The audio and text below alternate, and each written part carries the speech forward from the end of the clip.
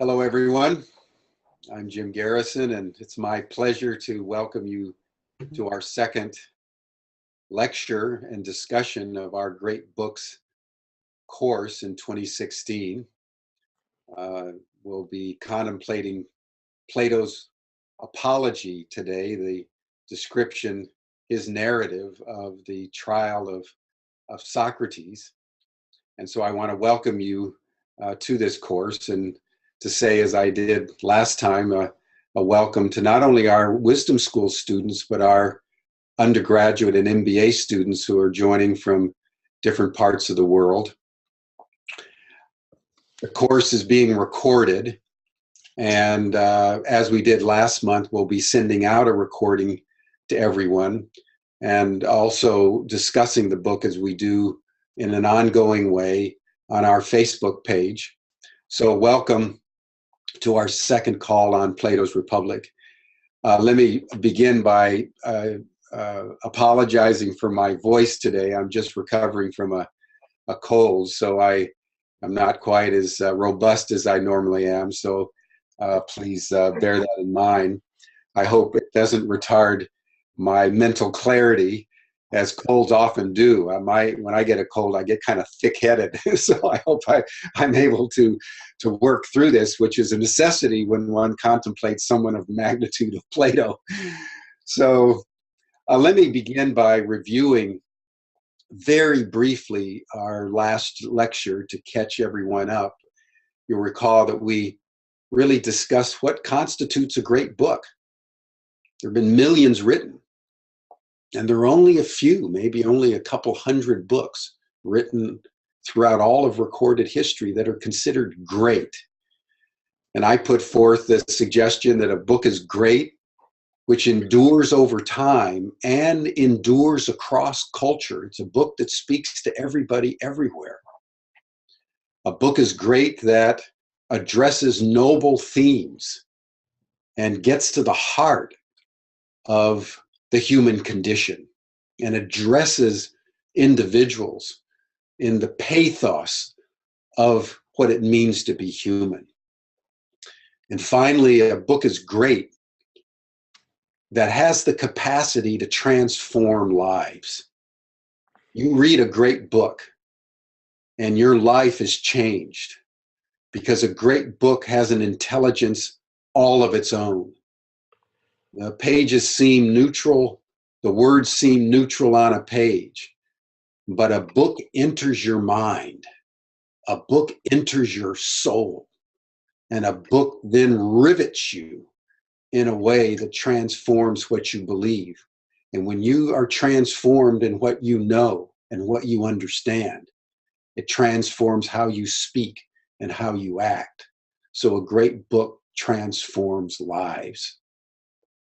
And there's no book in the entire Western tradition of philosophy that's been read more broadly across time, over 2,500 years, and across cultures. It's been translated into virtually every language in the world than Plato's Apology, because it was the trial of Socrates. And that trial of Socrates condensed down into a single event everything that he stood for. And like the crucifixion and resurrection of Jesus, crystallized who he was. And he never wrote a book. Just like Jesus never wrote a book. Buddha never wrote a book. Confucius never wrote a book. Their disciples, trying to understand the magnitude of these personalities, wrote about them, memorized their words, and then transferred them down over the generations of time. The Gospels, for example, were the recordings of Jesus made at the earliest, 40 or 50 years after he died and had passed on. The great sutras of Buddhism were not written down for hundreds of years after the Buddha. The Analects of Confucius were written down by succeeding generations and not refined again in his case for hundreds of years. In the case of Socrates, and in particular the Apology, they were written down directly by his student, Plato. Although the interesting thing about all the dialogues that Plato wrote about Socrates is that it was the Apology, the trial of Socrates, which was the only dialogue in which Plato was physically present. So this is a very precious document because it records, as I said, the pivotal experience and event of a man that probably had more impact on Western civilization, and I would say global civilization, than possibly anybody else in history. You might be able to argue that Jesus or possibly the Buddha have had similar impacts, but I will attempt in the next few minutes to put forth the thesis that perhaps the greatest impact in Western civilization was transmitted through the stonemason, Socrates. Now let's just contextualize this for a second, first by recalling what I narrated in the lecture last month, that Socrates wasn't sitting in an ivory tower. He wasn't in the isolation of a study somewhere, like you see that I'm in, contemplating the sublime realities. Socrates lived and taught and was executed during the collapse of the Athenian Empire. Arguably, the greatest civilization in the history of the world was the Athenian Empire and civilization in about 500, the 5th century BC. As I indicated, never before or since have so few people had such an impact in more categories of human endeavor that lasted over time and impacted across cultures than Athens did during the 5th century under the leadership of the extraordinary general Pericles. Socrates lived through the golden age of Athens and then experienced directly the collapse of that great civilization and that great empire into the grip of perpetual war. And I offered as a modern analogy the United States of America. You look at the 20th century, America dominated, was considered like Athens, the light of the world. And people from all over the world came to America's shores. And for the last 70 years, America has been in the grip of perpetual war, just like the Athenians. And the great tragedy of the United States is we have become, through perpetual war, what we were founded not to be. And so when we think about Socrates and his life and his trial and his execution, let us not consider it an event that happened 2,500 years ago, but an event that happened in the past with direct relevance to the current day. Socrates actually fought for many years in the Peloponnesian War and finally challenged the establishment of Athens to such an extent that they had no other recourse but to executing. And I want to examine that today by first seeking to understand the nature of philosophy, which many historians believe, of all the achievements of the Greeks, was their greatest. What is philosophy?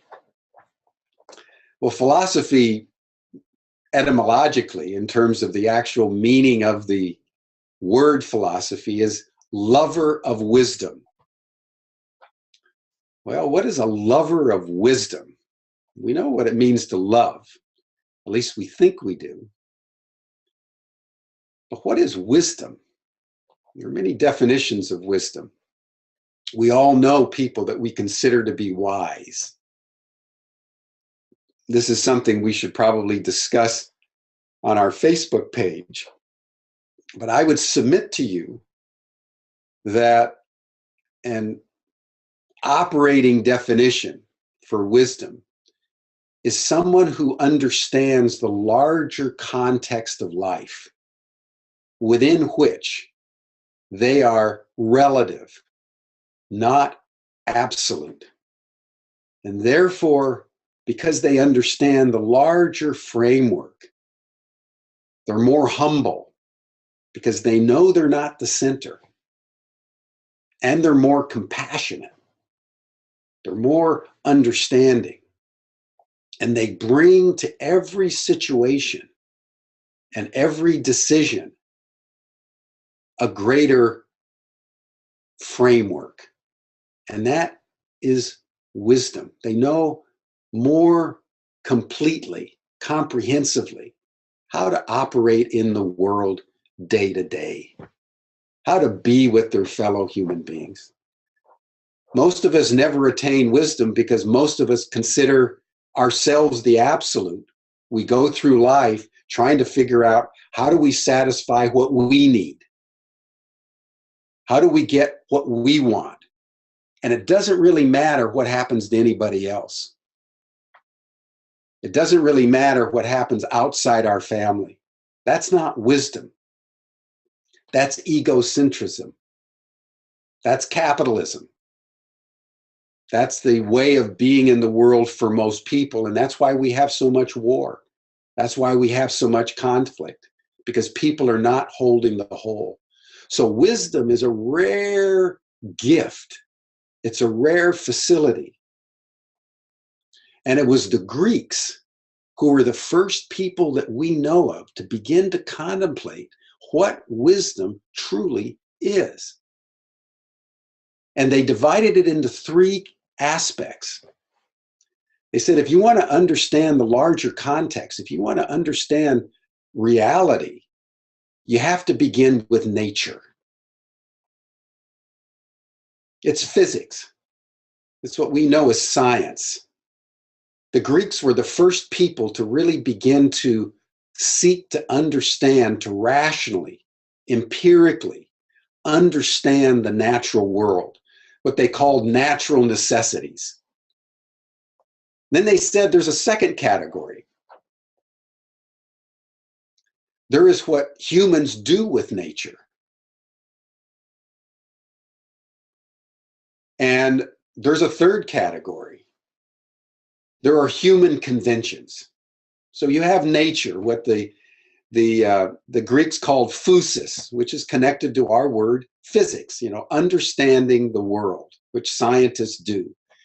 It was the Greeks that were the genesis of science. And if you think of how science dominates the world today, you get a measure why historians consider the Greeks the greatest of the civilizations, the greatest of all human compete.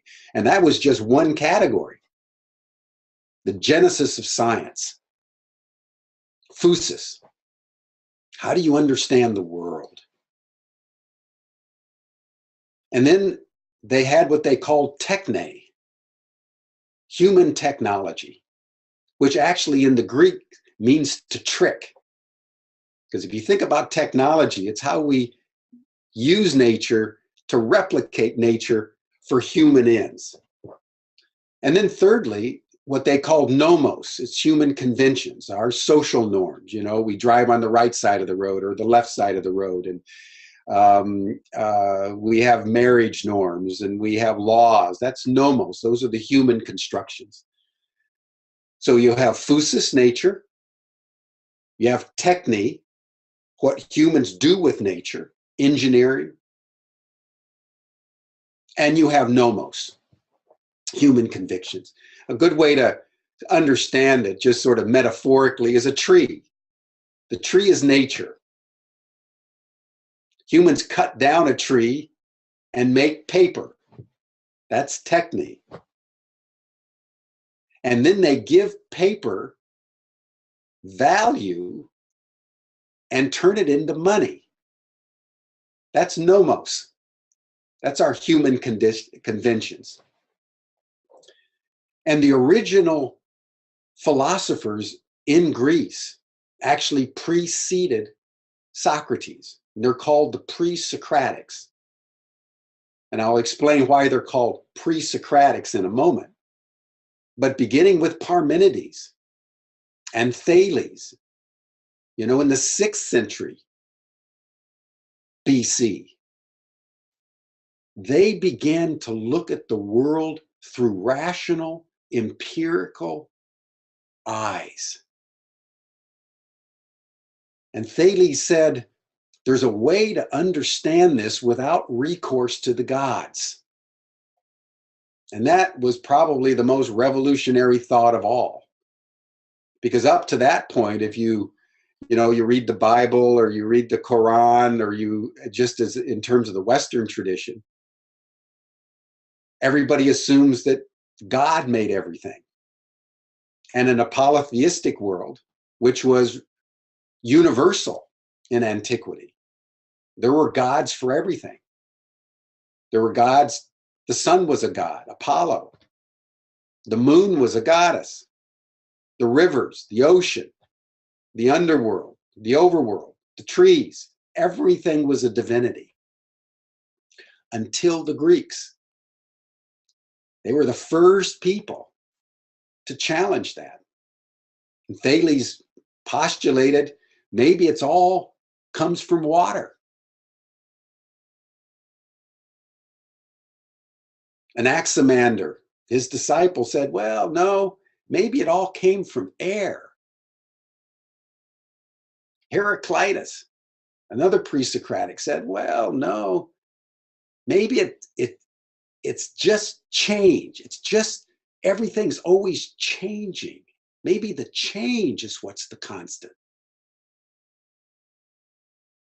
Then you had Anaxagoras, who was a contemporary of Socrates. And he uttered that extraordinary line, which is probably foundational to the civilization of the West. He said, man is the measure. And he was almost executed himself. And it was the great Pericles that protected Anaxagoras from being executed, because he made the revolutionary statement that there's no gods in the sun. The moon isn't a goddess. It's just a rock. You can explain all that naturally. And again, if you want to get a measure for the grandeur of the Greeks, which is one of the reasons why I'm actually a Grecophile, as most of you know, most of the way we view the world is actually a derivative of the Greeks. There's nothing we conceive today that wasn't thought of by the Greeks. Remember, in the last century, we had this whole notion of atoms, and Rutherford and all the physicists discovered the atom. Well, Democritus, 2,500 years ago, postulated the same thing. It's all atoms. You can get everything's composed of its smallest little unit. There's a smallest little unit there, and he just called it an atom. He didn't see it under a microscope. He intuited it because they were trying rationally, intellectually, to understand physis, to understand the world that humanity finds itself in. It was Pythagoras, who predated all of modern physics. quantum mechanics and everything that we believe now to be true about the universe. Because if you go into the atoms, we discovered there's nothing there.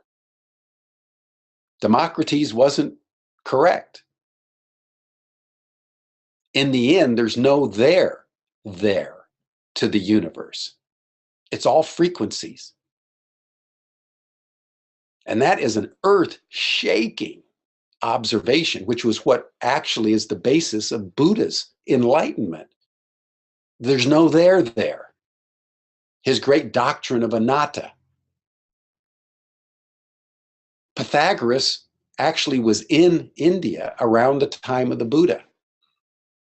And he came back to Greece and articulated the same philosophical observation. He says there's no atomic granularity to the universe. It's all emptiness. It's all vibrations. It's all sound. It's all musical equations. And of course, modern cosmology and modern physics has finally caught up to what he said 2,500 years ago, along with the Buddha. So that was where philosophy originated. And that was the excitement in Greece, that they were finally coming to understand reality as it really was, without recourse, as Laplace said to Napoleon, without recourse to the God hypothesis. And then came Socrates. And Socrates, as Cicero said, brought philosophy down from the heavens. And that's what we call the Socratic Revolution, the Socratic turn. In his youth, he was caught up in trying to understand nature, physis. But then, for some reason, unknown to us and only briefly recorded in one of the other dialogues, the Phaedo, which was written by Plato about Socrates' time in jail after the trial, while he was awaiting his execution. The students came to him and asked him to tell them about his life. And he said, at some point, I realized that to understand nature is to understand a mystery that's just so much bigger than we are. I decided to turn to the speeches. He turned to nomos, human conventions. He turned to the question of justice. He turned to the question of love. He turned to the question of piety. What constitutes learning? What constitutes governance? And he simply went around talking to people. And he did it with such extraordinary simplicity and profundity that he changed the Greek world. And he opened up for the Greeks, and in fact, he opened up for all of humanity a level of inquiry, a rational, open inquiry into how we humans construct our reality that is called the Socratic Revolution. And that's why all the philosophers before Socrates are just simply referred to as the Pre-Socratics. In that sense, Socrates had the same impact on philosophy that Jesus Christ had on, Judaism and Christianity. There's an Old Testament and a New Testament. There is that a whole radical new understanding that we'll get to in subsequent great books.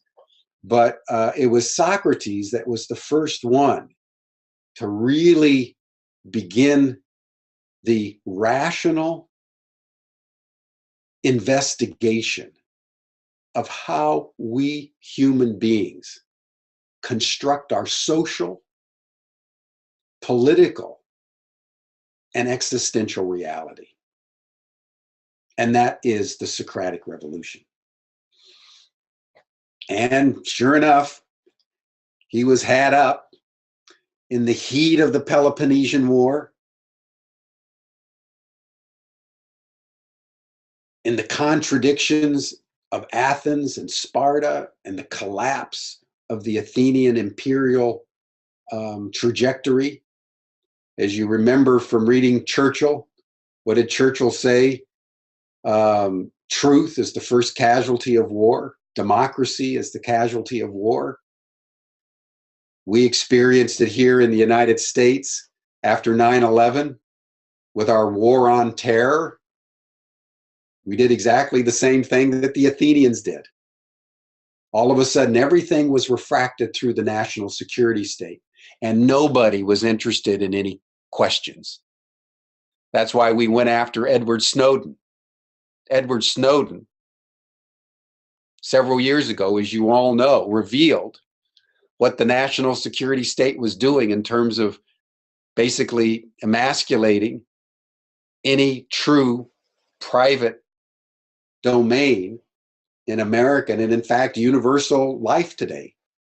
That our governments are out there capturing our emails, capturing our texts, capturing our phone calls completely illegally, and in the case of the United States, completely unconstitutionally. And it was being done by the executive and legislative branches of the US government and the private contractors for which he was working, completely unanimously and in secret. And when he brought this to the attention of the American public, the US government, even though it was revealed that it was breaking the law, went after Edward Snowden, and they're still trying to catch him. So when we think of the execution and trial of Socrates, let us not think that that was an isolated incident to a nice old man 70 years old. These governments then and now will go after anybody that challenges the basic assumptions upon which the social understanding rests, particularly in a time of war. Democracies in our day, like democracies in Socrates' day, have had more latitude toward criticism, but not much. Again, particularly in a wartime situation where national security concerns are paramount. And that's why, as I indicated in my last lecture, war, particularly perpetual war, is so corrosive to civilization itself, to democracy itself, and certainly in the pursuit of truth. So it was in this context that Socrates lived and walked about the streets of Athens and challenged people. And I'd like to just tell a quick little story that exemplifies the quality of Socrates, even in the face of his own trial. And that is that it's captured actually in the dialogue called the Euthyphro. It's a great little story. And then we'll actually dive into the text of the Apology. But this gives you a sense of the man Socrates.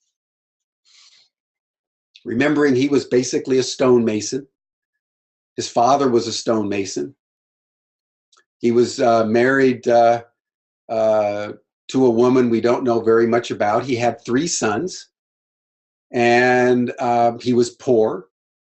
And basically, he just walked around Athens, engaging people in what they thought they knew. So he was approaching the court for his preliminary hearing. right? He's going up to trial on a capital offense. To be charged as he was for worshiping strange gods and corrupting the youth was a capital offense, as it has been in human civilization for most of history.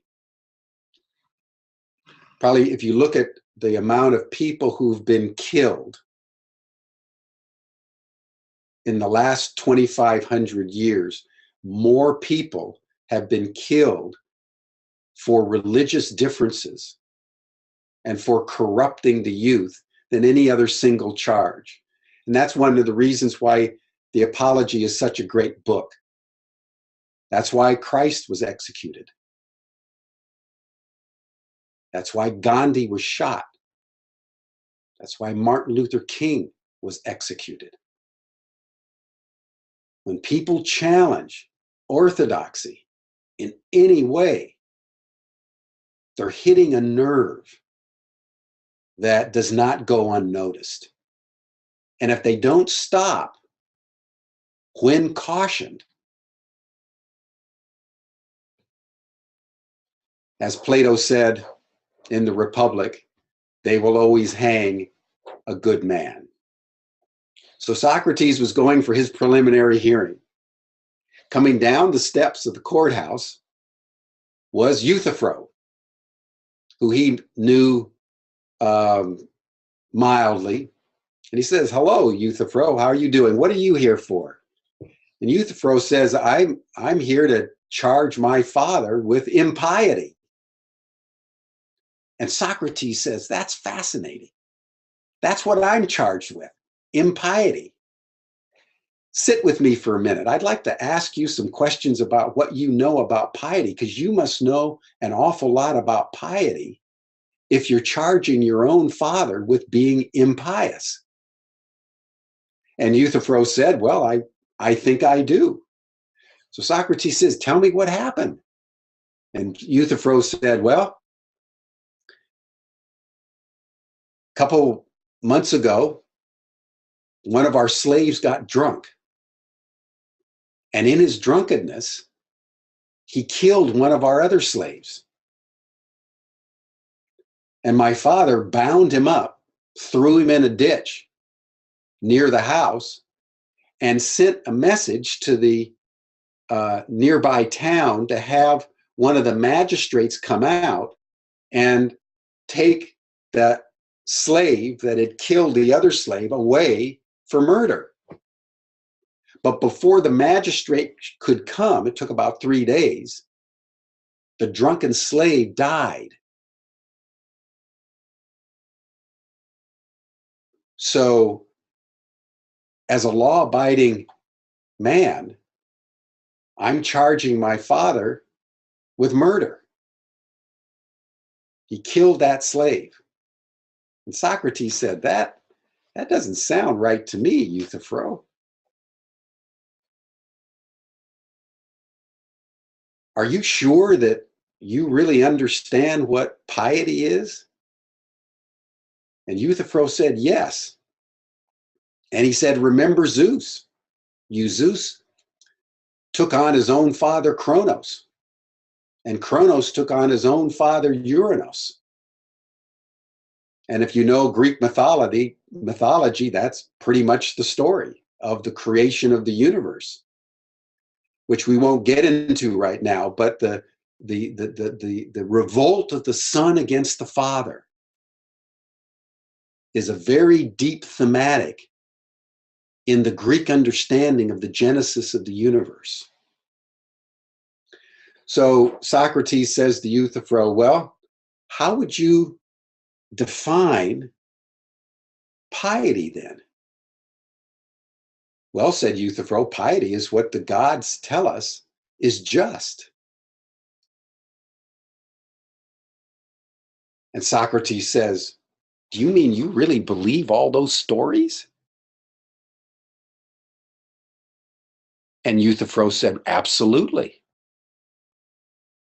Now, we may consider that quaint, but how many evangelical Christians do we all know that believed in the literal interpretation of the Bible and that the world was created in 7 days.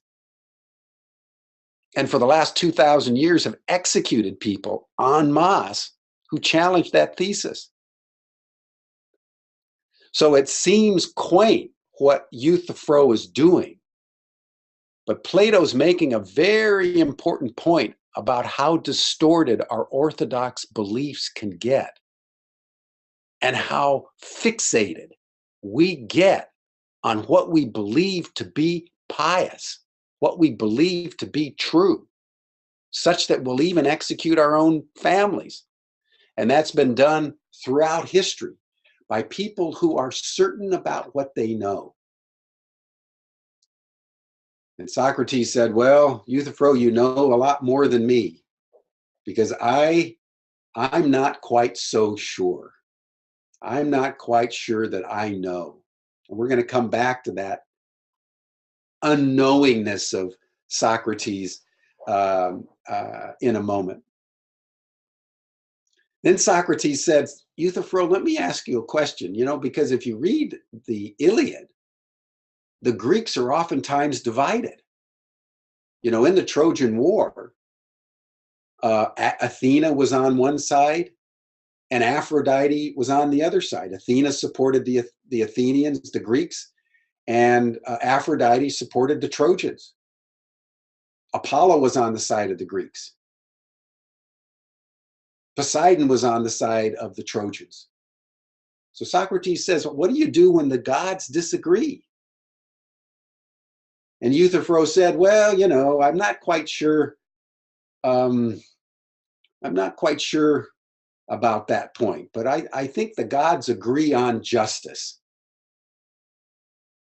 So then Socrates asks the great question. And this is what made Socrates Socrates. He says, Euthyphro,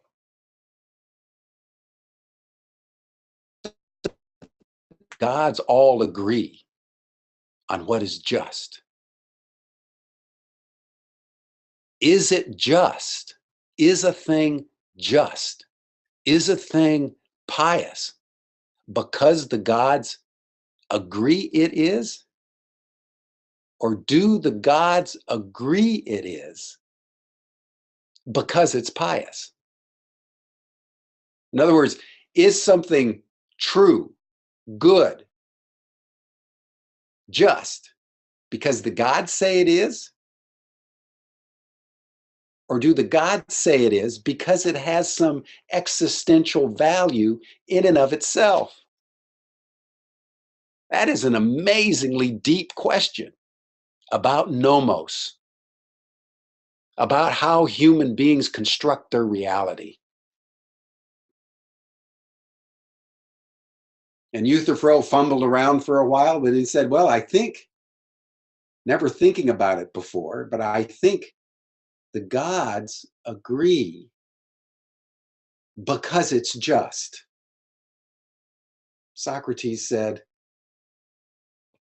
very interesting. And then the dialogue went from there. And I won't finish the dialogue. And I want to make one ancillary point here before moving on. But I wanted to give all of you a flavor of how Socrates acted in Athens by going up to people who thought they understood social conventions, like Euthyphro. With such conviction, he was bringing his own father to court for murder, for impiety, and challenging them in such a gentle but penetrating way that by the end of the conversation, their understanding and their certainties had been undone. But I want to dwell on this question for a moment. Is something just because the gods say it is? Or do the gods say it is because it's just? And take out of the biblical tradition the story of Abraham. Remember Abraham? Abraham was the patriarch. of all the Abrahamic religions. He lived historically about 1800 BC. So we have nothing directly from Abraham. There was nothing written down for maybe 1,500 years after Abraham. So these were stories that just endured over time. But you remember, Abraham was promised by Yahweh, his God, that he was going to have a son. And that through that son, a great people would emerge. So at the age of 99, with his wife Sarah, who was 90, according to the story, way past menopause, they have a son, Isaac. And then when Isaac was about 9 or 10 years old, God says to Abraham,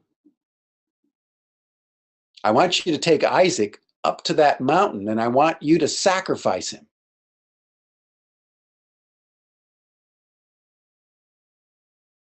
Now you can imagine what this did in Abraham's mind. First of all, he'd had a son way later than anybody would normally have a son. He was promised by his God Yahweh that through that son, a great people would emerge. And then just as the son was starting to come into his teenage years, God says, I want you to sacrifice him. And Abraham said, yes, Lord, I will. Because his answer to Socrates' question was that something is just because God says it is, not because it is. Because with every ounce of his being, Abraham did not believe, and nor did he want to sacrifice his one and only son. So I really want everybody to pause and think about this question of Socrates. It's a deep question. And the entire edifice of Judaism and Christianity and Islam is that something is just because God says it is. The God doesn't say it is because it's just. So, as I indicated before about what makes a great book great, a great book is great because it goes to the heart of the human condition. It penetrates to the vitals, as Jung would say, and asks questions that endure over time. Why is this thing just? Is it just because I believe it is? Is it just because God told me it is? Or is there some moral law? Is there something inherent in the thing itself that makes it just? Great question we should consider on our Facebook page. So anyway, it's within that context that I want to get textual. And for the remaining time, go directly into the apology. And I use I have the collected works of Plato, which is treasure of mine. And it's edited by Edith Hamilton and Huntington Cairns.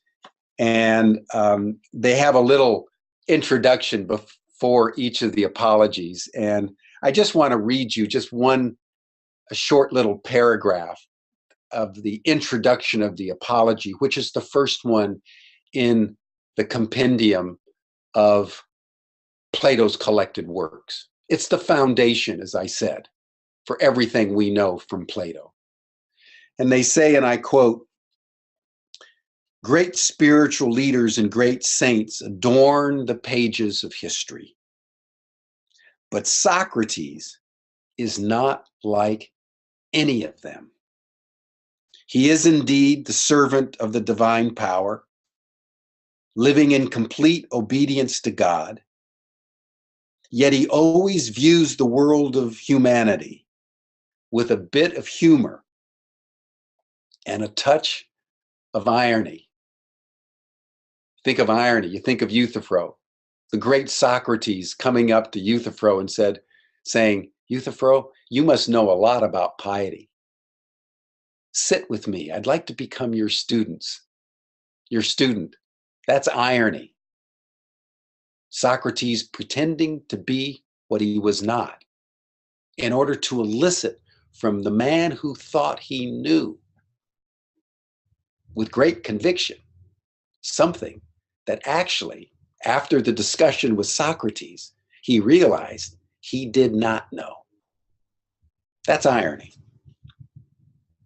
Socrates spends his life in the effort to kindle into a flame the spark of good in every human being. But when he fails, when he comes up against blind obstinacy or stupid conceit or the indifference of egotism, or when he draws down on himself bitter enmity, then along with his regret, because he so deeply cares for everyone, Socrates mingled a little amusement, a feeling, as it were, of rueful sympathy, as if he said to himself, "What silly children we are." Socrates never condemned. You know, there's no humor in the Gospels. There's no humor in the Bhagavad Gita or the Analects or the Quran. They're deadly serious works. Socrates was funny, self-critical, humble, and always with sort of tongue-in-cheek, lightly challenging whoever he was in conversation with. He never condemned. So there are many things that one can tease out in the apology, and I know we only have just a little bit of time, but I want to just kind of move through it and tease out what for me is the essence of the greatness of Socrates. He's being had up, and just to give you a picture, you know, that the Athenians were the only, if the few, I can't think of another example in history of a direct democracy. All free men participated in the democratic process. And so there were about 40,000 of them in the total population of Athens, of about 250,000. There were a lot of slaves. There were women. Women were citizens, but they couldn't participate in the process. So only free men, as they were called, would participate. So they had 6,000 people constituted a quorum. You know, it wasn't like a representative democracy like we have in Europe or the United States or in most of Asia now. Most democracy, all democracies in the world right now are representative. You know, you vote for one person that goes to another body, and then they make the laws, because you can't have, in the case of the United States, 330 million people participating. We've just chosen not to. So it's called representative democracy. But in Athens, they had a direct democracy. So if you were elected to be a magistrate or any office, you had it for about 6 months, sometimes a year. And it was all done by random. Anybody could have any office for a short period of time. And you were paid to show up, and everybody was into it. And so they would have these trials, like the trial of Socrates, and they had about 600 people in the juries. Can you imagine appearing? You're talking to 600 people, no microphone. You're in this big hall. Imagine, people talking and basically unruly. And, Socrates is accused, and he's accused of having strange gods and not believing in the orthodox gods and being impious. And his accusers are there, and he's there. And so he starts his defense, his apology. And an apology is not "I'm sorry." An apology means a defense. That's what apologia. That's what it means in Greek. It's a defense. So he tells really the story of why he's ended up like this, because he's rather bemused, and he's a little funny as he starts his speech. And then he says, and I'm just going to skim through this just to give you a flavor, but because the apology shows short, you can get it on your own. But he says, "I've gained this reputation, gentlemen." Remember, this is all men. From nothing more or less than a kind of wisdom. People have always said I was kind of wise. And what kind of wisdom do I mean? Human wisdom, I suppose.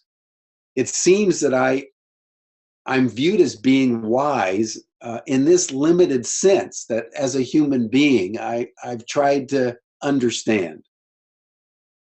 And he said, well,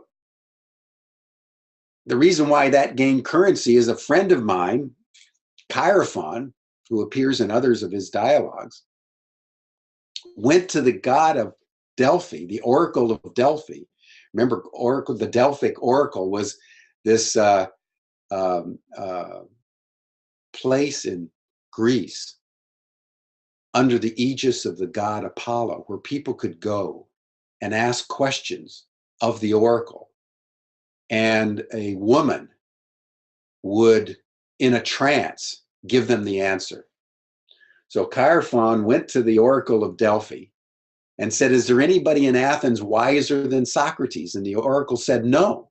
So he scurried back to Athens and told Socrates, and Socrates says, "That's preposterous. I don't know anything. But let me find out if the Oracle of Delphi says that, basically I'm the wisest man in Athens. I should find out if that's true." So he went about the process, he says, and I gave a thorough examination to this person and that of how much they knew. And I examined one person in particular, which historians believe was the great Pericles, the general who really governed Athens for 30 years, and under whose aegis the grandeur of Athens flowered, and under whose aegis Athens descended into the Peloponnesian War. I was studying with him, and in conversation with him, I formed the impression that although in many people's opinion, and in especially his own, he appeared to be wise, in fact, he was not. Then when I began to try to show him that he only thought he was wise and was not really so, my efforts were resented both by him and by many of the other people present. However, I reflected as I walked away, well, I'm certainly wiser than this man. It is only too likely that neither of us has any knowledge at all, especially knowledge to boast of. But he thinks that he knows something which he does not know. Remember Euthyphro? He thinks he knows something that he does not know, whereas I am quite conscious of my ignorance. At any rate, it seems that I am wiser than he is to this small extent, that I do not think that I know what I do not know. That is the essence of the Socratic Revolution in the field of nomos. We think we know, and in reality, we do not. He did not know, and that's what made him wise. And remembering he's under trial and he may be executed, he says, the effect of all these investigations of mine, gentlemen of the jury, has been to arouse against me a great deal of hostility, and a hostility of a particularly bitter and persistent kind, which has resulted in various malicious suggestions, including the description of me as a professor of wisdom. Excuse me. This is due to the fact that whenever I succeed in disproving another person's claim to wisdom in a given subject, the bystanders assume that I know everything about that subject itself. But the truth of the matter, gentlemen of the jury, is pretty certainly this, that real wisdom is the property of God and God alone. The wisest of men is he who has realized, like Socrates, that in respect to wisdom, he is really worthless. And I might just pause here to say this is foundational to Ubiquity University. It's foundational to our wisdom school. It's foundational to the great books. Because Mark Ryan and Will Tagle and Georgie Szabo and me, who offer our thoughts on these great books, do it not from the position of truth possessed, but in the great tradition of Socrates, of truth pursued. If there's one person who is the foundation of everything we do at this university, it's Socrates. Because of all great teachers, he was the one that says, in the beginning and at the end, and before the beginning and after the end, we humans do not know. The only thing we can ever do is live in the questions. It is the certainties that bring the conflict. It is the certainties that bring the war. It is the certainties that bring the persecutions and the diminutions of classes and peoples and races. And that's history. And that's why they executed Socrates. He challenged the most fundamental assumption of the Athenian tyranny, of the Athenian imperial agenda, by challenging what they thought they knew. And they got angry. And in the end, he was forced to drink the hemlock.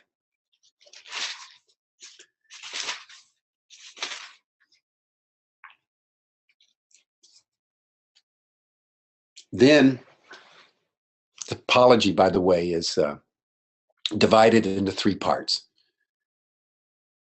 His defense, his conviction, his statement after his conviction, then their vote to execute, and then his statement after the vote to execute.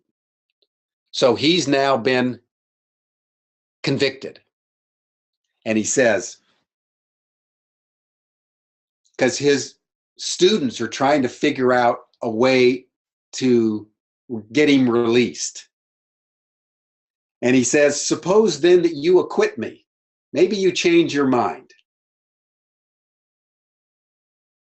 And pay no attention to those who want to execute me. But you acquit me, but only on one condition, that you give up the you, meaning Socrates, that you give up spending your time on this quest and stop philosophizing, stop questioning, stop challenging. If we catch you going on in the same way, then you'll be put to death. Well, supposing, as I said, that you should offer to acquit me on these terms, I should reply to you, gentlemen of the jury, I am very grateful and devoted servant, but I owe a greater obedience to God than to you. And so long as I draw breath and I have my faculties, I shall never stop practicing philosophy and exhorting you and elucidating the truth for everyone that I meet. I shall go on saying in my usual way, my good friend, Euthyphro, you are an Athenian and belong to a city which is the greatest and most famous in the world for its wisdom and its strength. Are you not ashamed that you give your attention to acquiring as much money as possible? And similarly with reputation and honor, and give no attention or thought to truth and understanding and the perfection of the soul? And if any of you disputes this and professes to care about these things, I shall not at once let him go or leave him. No, I shall question him and examine him and test him. And if it appears that in spite of his profession, he has made no real progress toward goodness, I shall reprove him for neglecting what is of supreme importance and giving him attention to trivialities. I shall do this to everyone that I meet, young or old, foreigner or fellow citizen, but especially to you, my fellow citizens, inasmuch as you are closer to me in kinship. This, I assure you, is what my God commands. And it is my belief that no greater good has ever befallen you in this city than my service to my God. For I spend all my time going about trying to persuade you, young and old, to make your first and chief concern not for your bodies or your professions or for your welfare, but for the betterment of your soul. For the betterment of your soul. What Plato was to call often throughout the text of these dialogues, the enlargement of the soul. We're all going to die. We can't take our money with us. We can't take our reputations with us. We can't take our possessions with us. We can't take our families with us. The only thing we can take with us is the enlargement of our soul.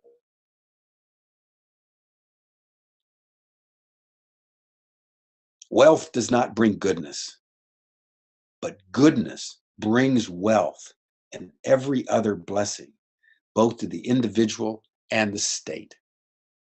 And then he has this great image, which has always been associated with Athens, with Socrates. It comes out of the Apology. It is literally true, he says.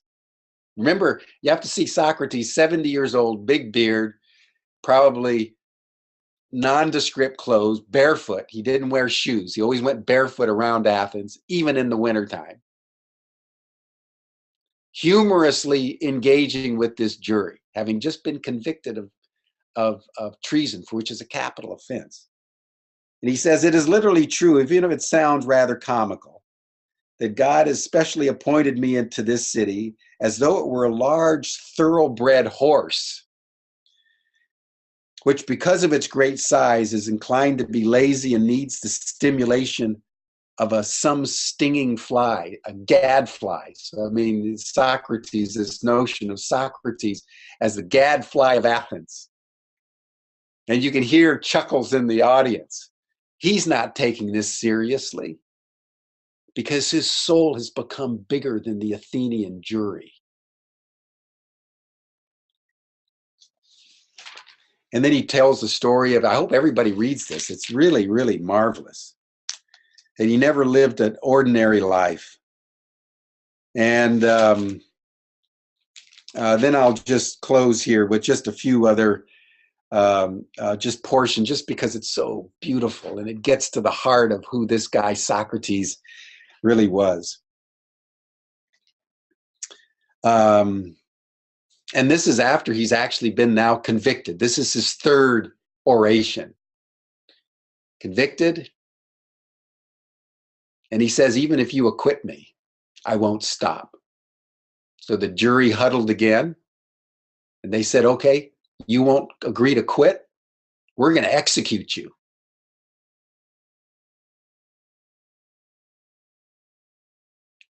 And then in the final place of the apology, where he's giving his concluding remarks, he says this.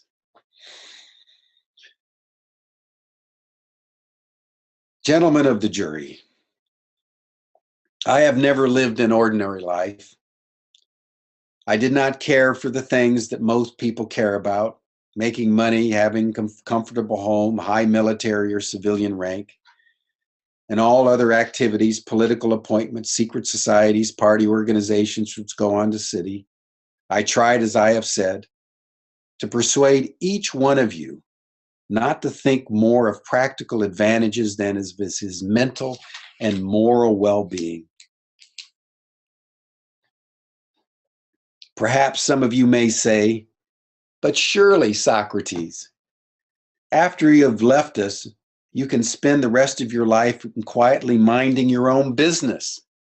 See, this is what his students tried to work out with the jury.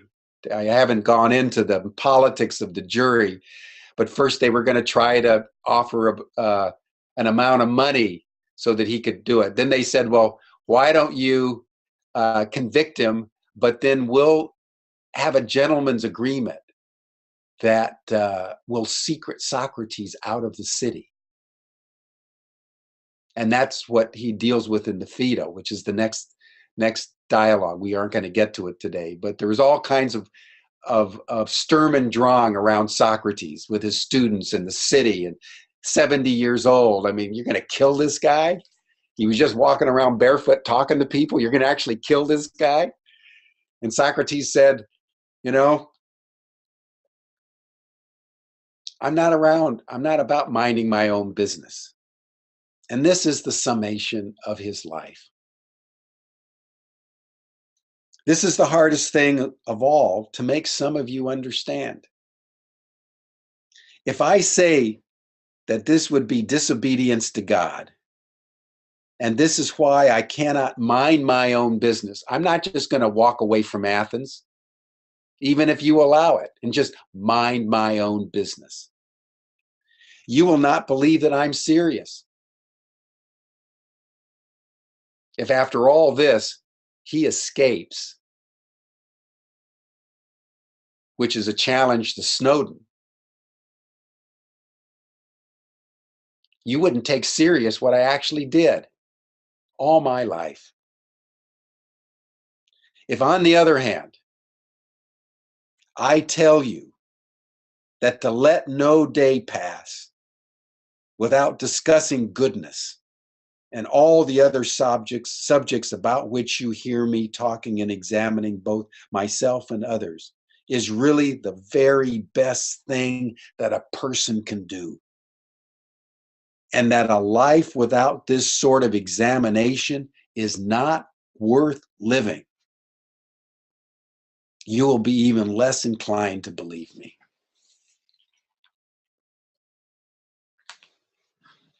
That's the greatest line of the dialogues of Plato, that the unexamined life is not worth living. And that's why he penetrated the Athenian psyche and soul the way he did. That's why Socrates was convicted and tried, because he said, even if you acquit me, even if you give me permission to escape Athens, I won't stop. I'm willing to give my life as a catalyst to have you live in the question, because Socrates understood what they did not. That because the unexamined life is not worth living, if you live in the examination, if you live in the deepest questions that you can fathom for yourself, for your family, for your community, for your country, you may not ever attain the certainties that orthodoxy so superficially hands out, but you will transform your very soul. And in the face of your inevitable mortality, it is only the examined life, it is only the enlargement of the soul that counts in the face of eternity. That is at the heart of the Socratic Revolution. That is the genesis of the Western, and I believe the human, civilizational and philosophical quest to explore the world around us, explore nature, physis, use our mathematics and our engineering to transform nature for human comfort, techne, to examine our conventions, our religious beliefs, our social conventions, nomos, but to do it with humility, to do it with humor, to do it with irony, and most importantly, do it for the sake of a deeper awareness that we are in what we do not understand and ultimately cannot understand. The cosmos ultimately is a mystery that we can experience, we can align with, but out of which we'll never gain certainty. And that to me is the grandeur of the human journey on this planet.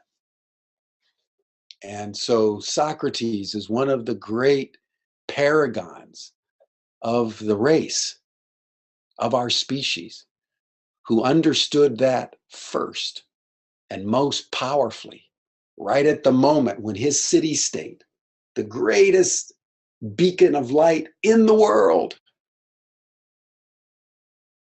was succumbing to certainties and orthodoxies and answers that were to prove its undoing, causing his execution. But because he held firm, because he looked back at the Athenian jury with clear eyes that didn't blink, Socrates changed the world. That was the Socratic turn. Well, thank you. That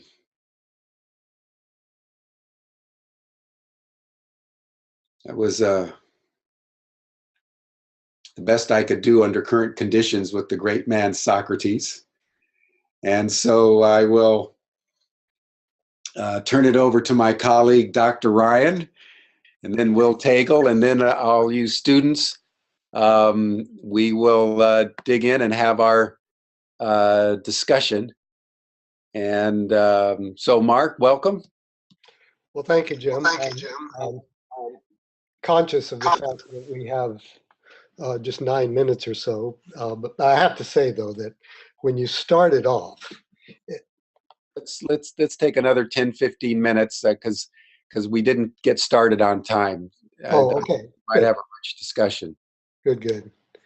Well, when you started off, you said you might be less robust, and I thought, it would be interesting to see what a less robust Jim Garrison might look like. And I have to say, I've yet to meet him. That was beautiful. Let me just, I have a little reflection here about the way the central theme you pointed out is reflected in our endeavor of pursuing these great books themselves. The question, you said, the major question was really, are things pious because the gods agree, or that it is, or do the gods agree on it because it's pious? In other words, is there some real truth that we have some form of access to, or are these things just a matter of convention?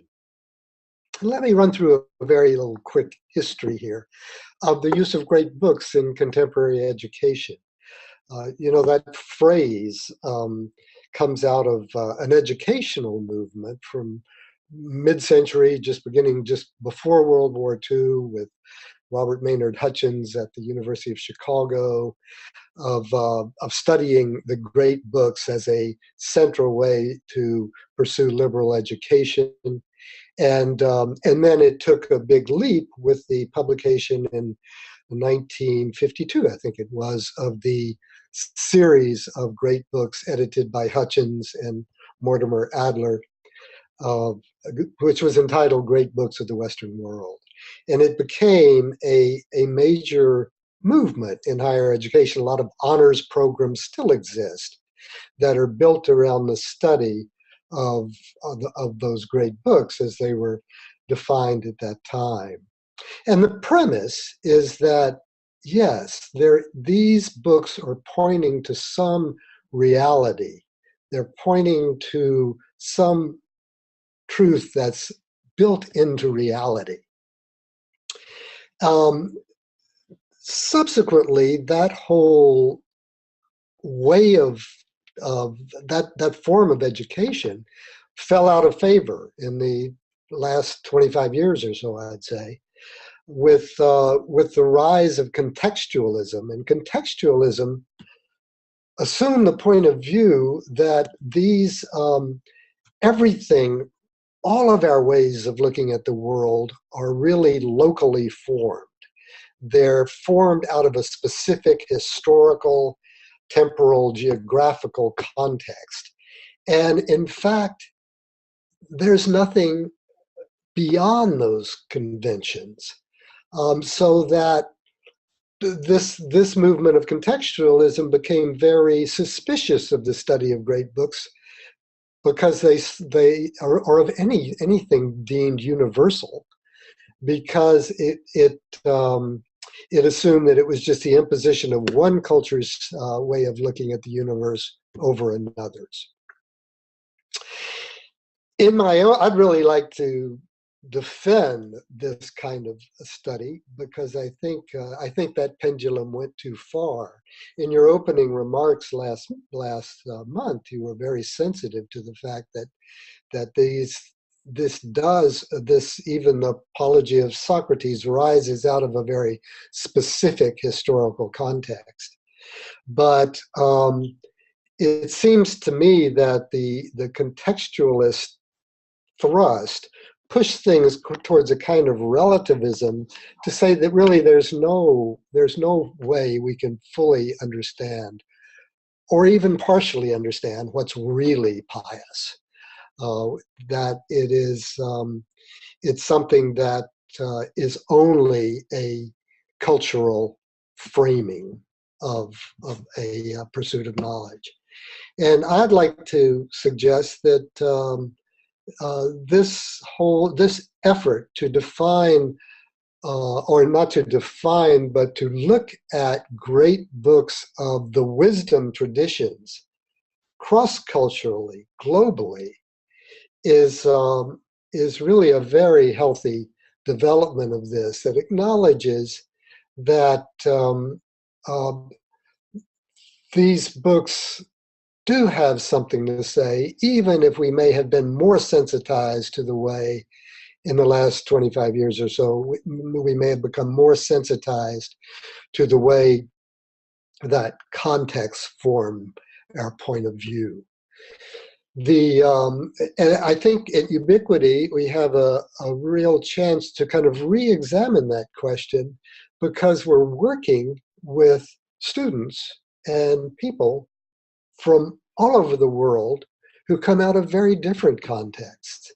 And so as these people bring their sensibilities to the specific contextually formed works that we look at, if they find resonance, if they find meaning, if they really feel that these efforts do push them towards some enlargement of their soul, then we return to the notion that, yes, great books are as good a form of education as we're likely to find, or at least well worth pursuing. So I thank you for this whole, for being the spearhead of this entire endeavor of the studies of the great books of the wisdom traditions. Thank you, and thank you for that history, because I think it's important for all the students to understand that we're part of a lineage. And if you've ever had the opportunity to look at the great books that Adler and his colleagues brought out in the early 50s, they really sought within the Western civilizational framework, to put together the works that have been seminal to the shaping of our particular civilization. There weren't any from the Eastern civilization. It would be very interesting to have a parallel effort on the Eastern side. But you're very right that then that fell out of favor, and we're back with an assertion that great books are indeed great, and that they can be handled with the sensitivity of cultural context.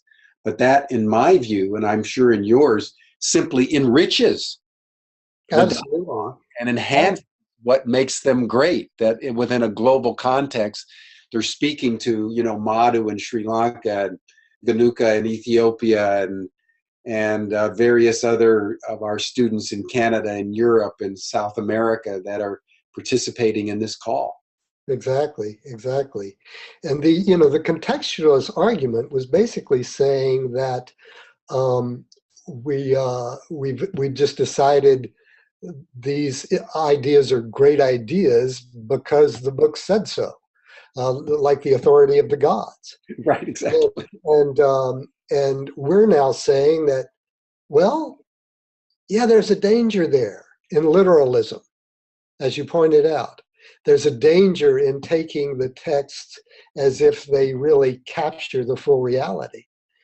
But if we use them as pointing us towards the pursuit of particular questions, exactly, and do that in a global context rather than the context simply of Western civilization, we're off on an extraordinarily rich pursuit, I think. Yeah.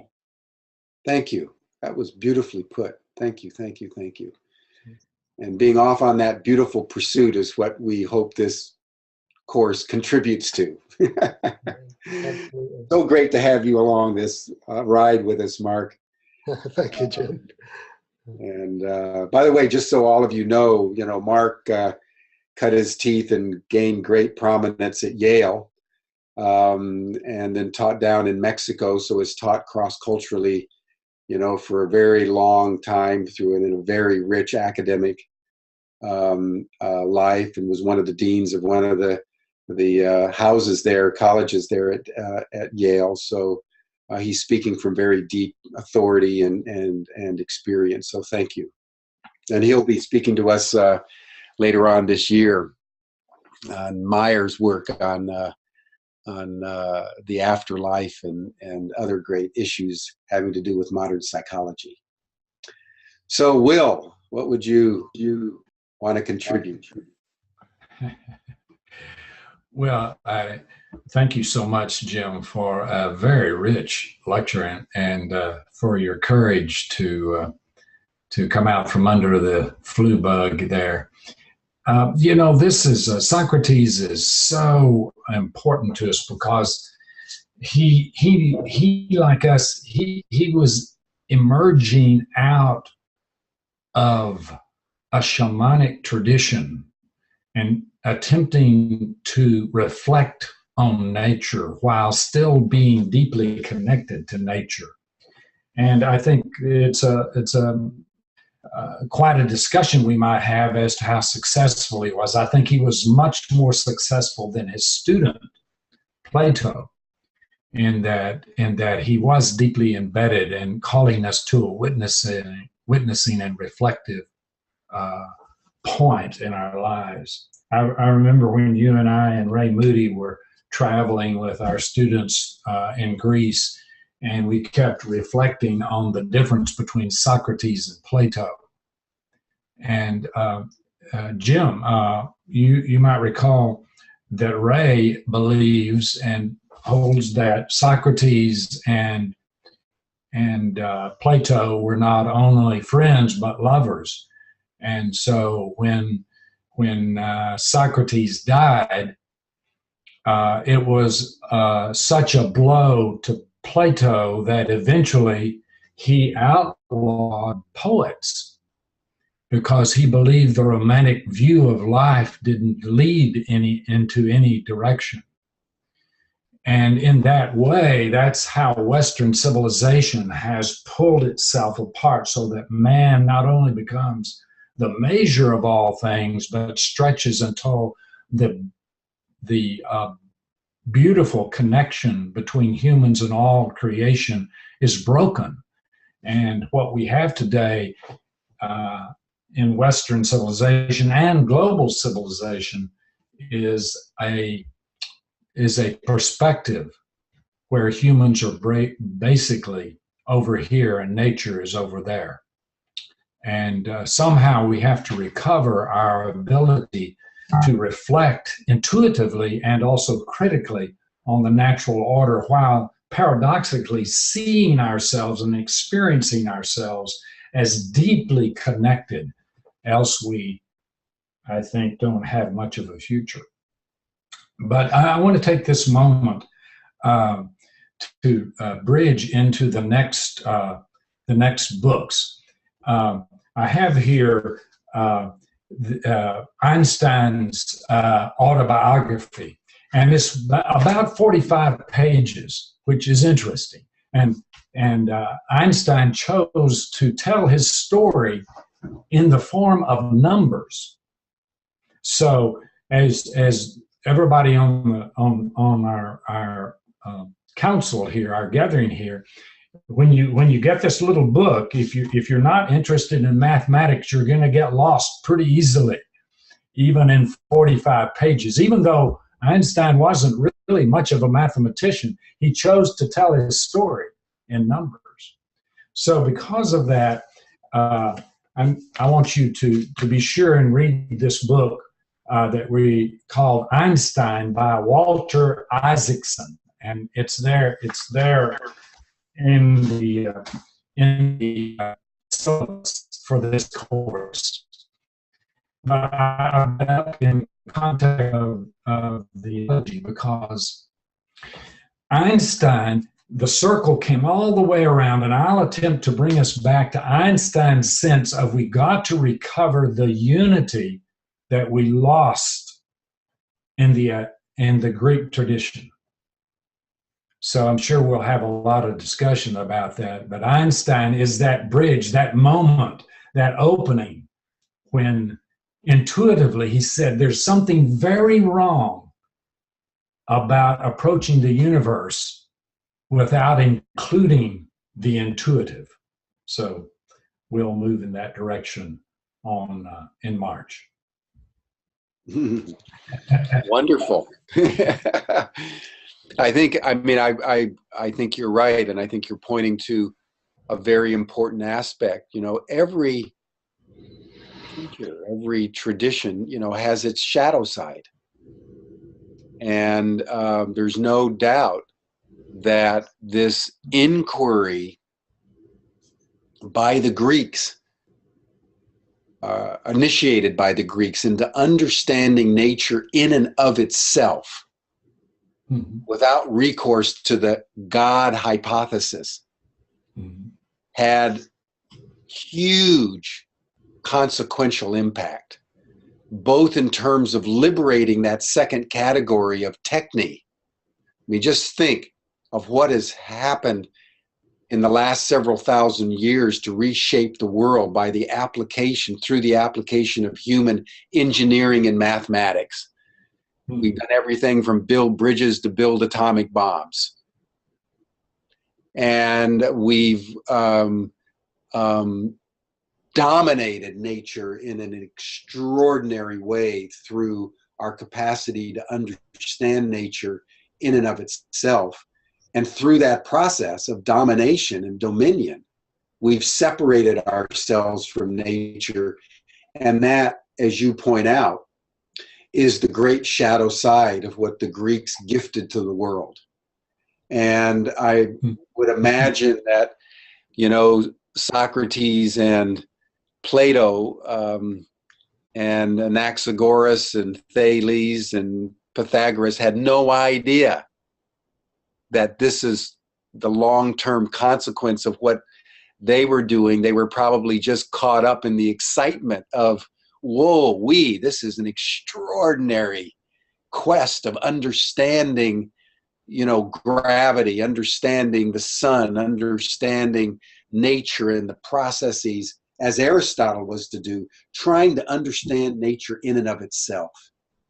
And what they discerned, and this is an important point to observe, that's brought out by Pierre Hadot in his great book, The Veil of Isis.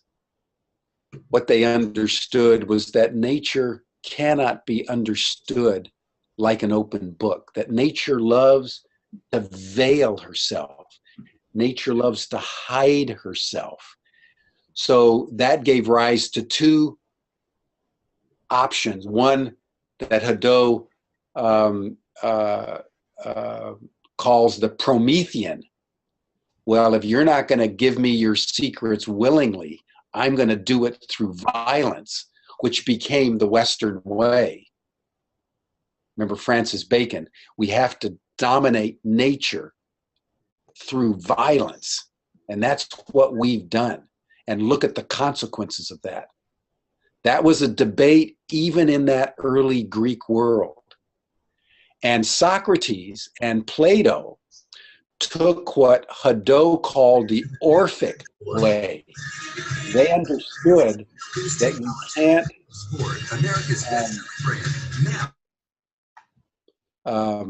they understood that you cannot ultimately understand nature.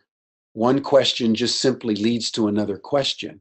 Therefore, like Orpheus, you dance, you have music, you have poetry, and you align yourself with music. And that is the great divide. Do we exploit nature or do we align with nature? Are we Promethean? We're going to steal fire from the gods and build anything we want? Are we going to use our technical capacities to align ourselves with the instrumentality of what has been called biomimicry? And I think that's what Einstein's trying to get. And now we're coming to the consequences of this great technological journey.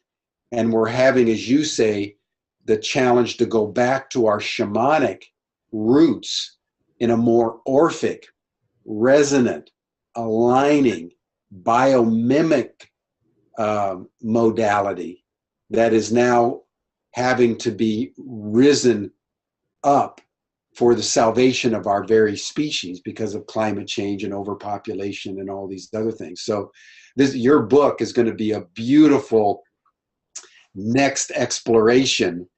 And I know we're only looking at the autobiography of Einstein, but everybody, if you can read Isaacson's work on Einstein, it's really the authoritative on Einstein. It's really a beautiful work.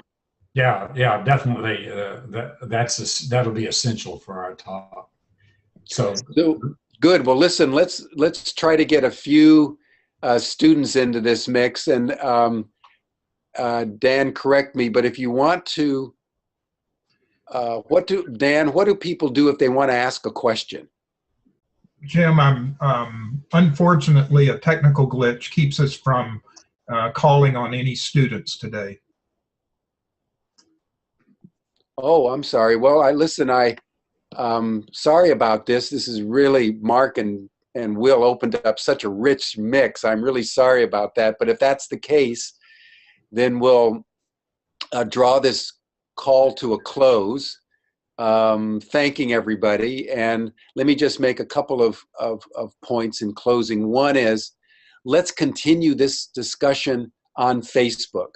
I'll be sending a recording to everyone with the link to Facebook, but most of you should have it. Remember that it's your participation in these calls, participation on the Facebook page in our discussions, and participation with your post paper that constitutes your grade for this course. So it's very important that you come onto the Facebook page. And I suggest we start with, Mark's emphasis here that I accentuated as well. Is something pious because the gods say so? Or do the gods say so because it's actually pious in and of itself? That would be a great question for people to comment on. Let's continue to comment on what makes a great book great. Does the context of a great book make it